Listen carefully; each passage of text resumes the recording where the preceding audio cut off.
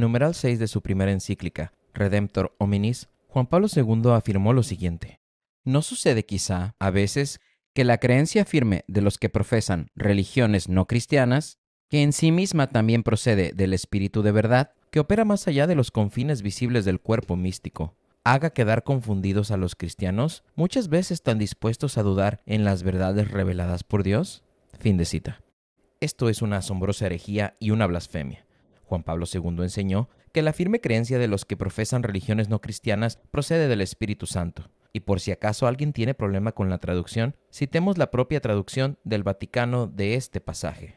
Afirma, cita: ¿no sucede quizá a veces que la firme creencia de los seguidores de las religiones no cristianas, creencia que es efecto también del Espíritu de verdad, que actúa más allá de los confines visibles del cuerpo místico, haga quedar confundidos a los cristianos, muchas veces tan dispuestos a dudar en las verdades reveladas por Dios?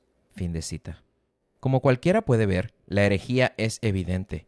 Juan Pablo II está enseñando falsamente que la creencia en religiones no cristianas procede del espíritu de verdad, cuando en realidad procede del espíritu de la mentira, el diablo. Echemos ahora un rápido vistazo al texto en latín, en el que también queda clara la herejía y la blasfemia de Juan Pablo II. En el texto latino, Juan Pablo II se refiere a la firma persuasio, que significa firme convicción, firme persuasión o firme creencia.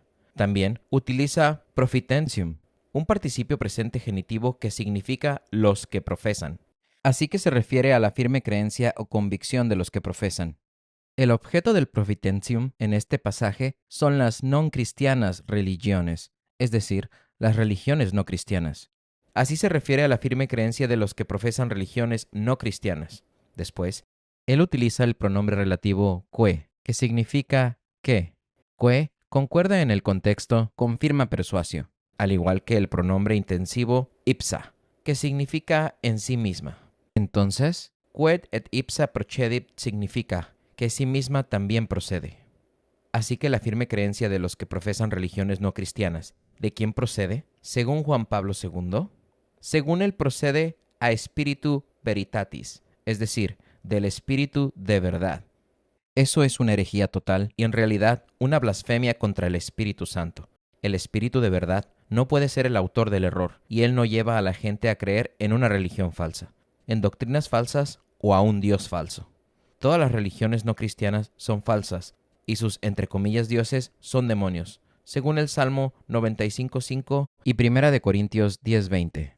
Algunos podrían plantear la débil objeción de que Juan Pablo II solamente se refirió a la creencia firme en aquellos aspectos de religiones no cristianas en las que se defiende la ley natural. Eso es, por supuesto, un disparate sin fundamento.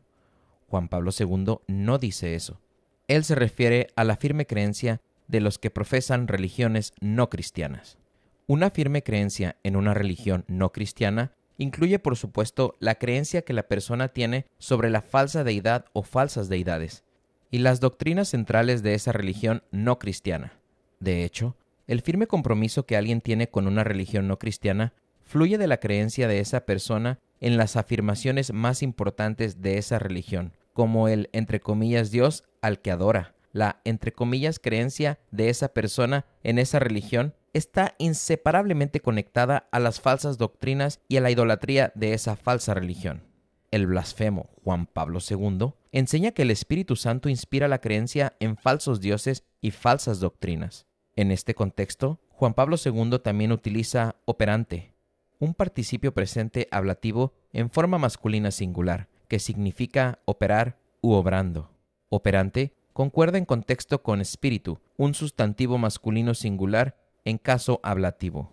Así pues, Juan Pablo II enseña directamente que la firme creencia de los que profesan religiones no cristianas procede en sí misma del espíritu de verdad operando u obrando.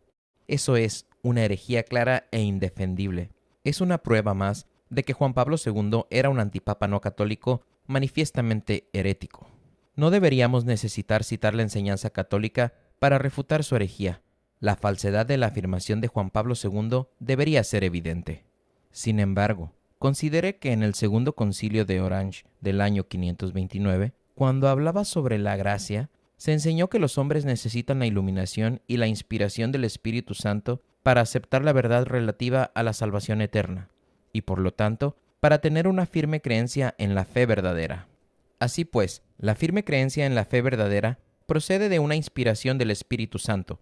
Sin embargo, Juan Pablo II enseñó que la inspiración del Espíritu Santo se da a los no cristianos para que crean firmemente en religiones no cristianas y en falsos dioses. Es una herejía y una blasfemia, como declaró el Papa León XIII en su encíclica Providentissimus Deus de 1893 con respecto a la inspiración del Espíritu Santo. Cito: «Está tan lejos de la divina inspiración en admitir error, que ella por sí misma no solamente lo excluye en absoluto, sino que lo excluye y rechaza con la misma necesidad con que es necesario que Dios, verdad suma, no sea autor de ningún error. Tal es la antigua y constante creencia de la Iglesia». Fin de cita. Considere también lo específico que fue Juan Pablo II al exponer su blasfemia. Como ya se ha mencionado, él utiliza Que et ipsa, que significa que sí misma también. Él utiliza el pronombre intensivo ipsa para dejar constancia de su escandalosa blasfemia.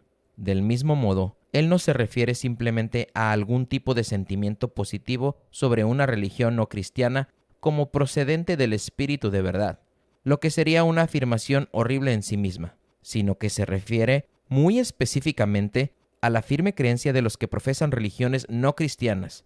Es como si, con una diabólica malicia, quisiera enseñar su herejía de forma muy específica para que quienes honren a Juan Pablo II más tarde puedan ser condenados por haberlo hecho. Esto es coherente con su modus operandi. Él quería burlarse del Espíritu Santo. Ese era todo su punto. En el 2019, el antipapa Francisco causó revuelo y fue criticado legítimamente por enseñar una herejía similar en una declaración conjunta con un imán. En la declaración, Francisco y el imán afirmaban que la diversidad de religiones es querida por Dios.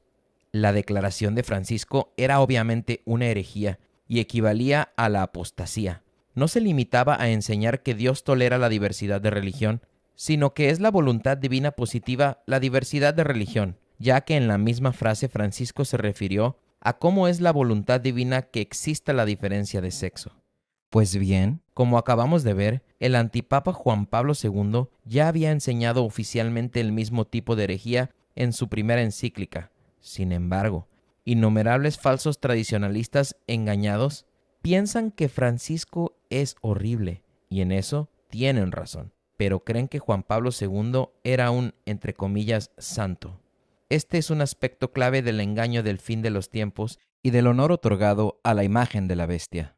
También cabe destacar que, en la misma sección de su encíclica herética Redemptor Hominis, Juan Pablo II enseña que el acercamiento a los representantes de religiones no cristianas debe aplicarse mediante ciertas actividades como la oración comunitaria. Esa es una enseñanza falsa y un respaldo oficial al pecado mortal. La Iglesia, a través de los papas verdaderos, prohíbe la oración comunitaria con representantes de religiones no cristianas. La enseñanza oficial de Juan Pablo II, de que se debe hacer oración comunitaria con quienes representan religiones no cristianas, es una prueba más de que no profesaba la verdadera fe, y por tanto, No se lo puede considerar miembro de la Iglesia Católica ni un papa válido. La herejía y la blasfemia que Juan Pablo II expresó contra el Espíritu Santo con respecto a las religiones no cristianas quedó ejemplificada a lo largo de su antipapado, a través de sus repetidos actos mortalmente pecaminosos. La abominación de Asís, sus numerosas herejías y expresiones de indiferentismo religioso, sus repetidos elogios a las falsas religiones, etc. Hay muchas personas por ahí que se creen católicos informados, tradicionales o conservadores, y sin embargo, consideran santo al apóstata no católico Juan Pablo II. Ellas están totalmente engañadas al considerarlo un santo. Incluso si es básico el conocimiento que tienen de Juan Pablo II con respecto a su indiferentismo religioso o de sus actos relacionados, quedan implicadas en un pecado mortal y en un rechazo de la fe católica. Este es un aspecto clave del engaño apocalíptico y de la profecía sobre la bestia del fin de los tiempos, y el honor que se le da a la imagen del rey romano pagano herido, es decir, el anticristo. De hecho, teniendo en cuenta quién era, tiene sentido que el antipapa Juan Pablo II eligiera blasfemar contra el Espíritu Santo en su primera encíclica. En la misma encíclica, también definió al cristianismo y al evangelio como el estupor respecto al hombre. Eso es, por supuesto, una blasfemia del anticristo. También es muy interesante que Juan Pablo II utilice el término Espíritu de verdad en este contexto para referirse al Espíritu Santo. Creemos que fue una intensificación deliberada de la blasfemia por su parte. El término Espíritu de verdad proviene de Juan 16, donde el verdadero Cristo se refiere al Espíritu Santo como el Espíritu de verdad que guiará a los apóstoles y a su iglesia a toda la verdad. Así que se refiere al Espíritu guiando a la gente hacia el cristianismo. Sin embargo, el anticristo Juan Pablo II, la imagen de la bestia del fin de los tiempos, en su primera encíclica, se aseguró de enseñar que el Espíritu de verdad guía a la gente a creer en el no cristianismo, o sea, en falsas religiones del diablo.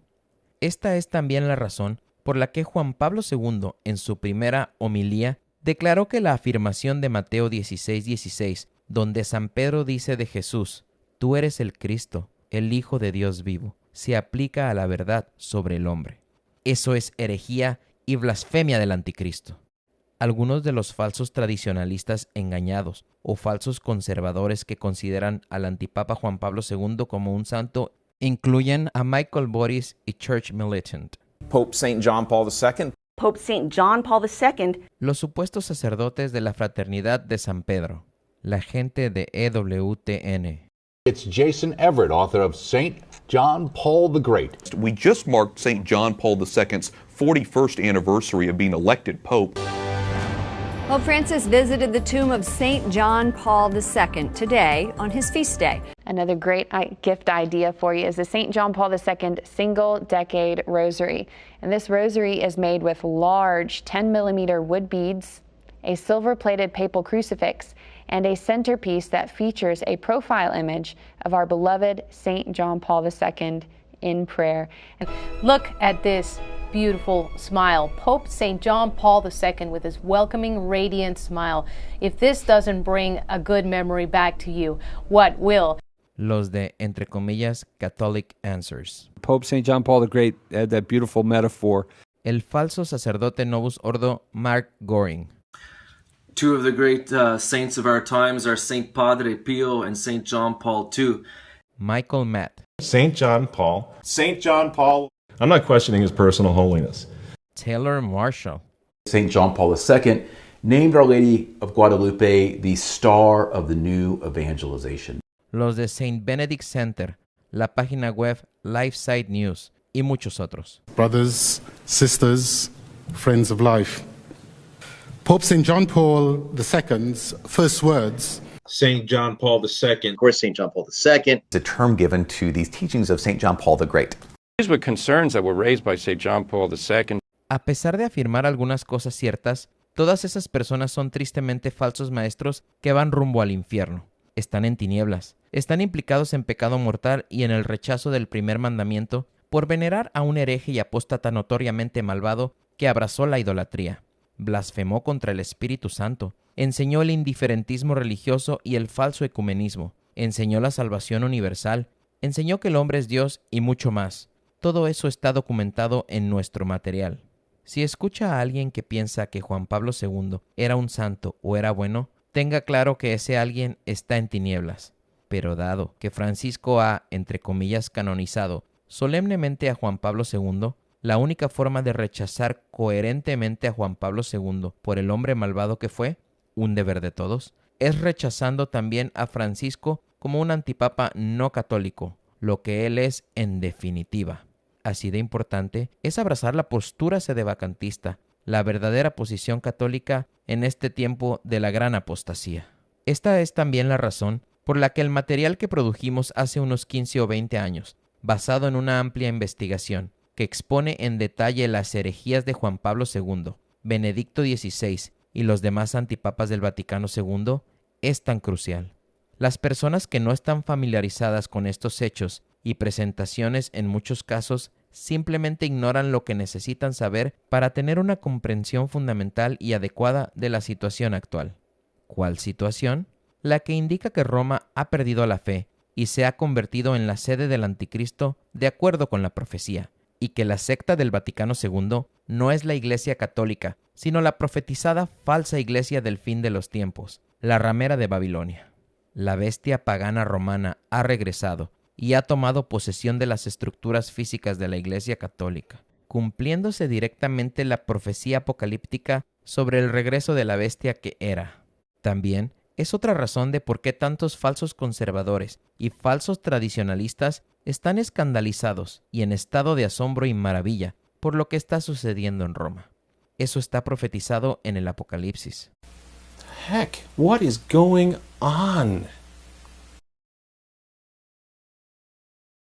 Se maravillarán porque verán a la bestia, es decir, la Roma pagana, que se opuso a la Iglesia antigua y luego fue sustituida por la Europa cristiana y reaparecerá en los últimos tiempos.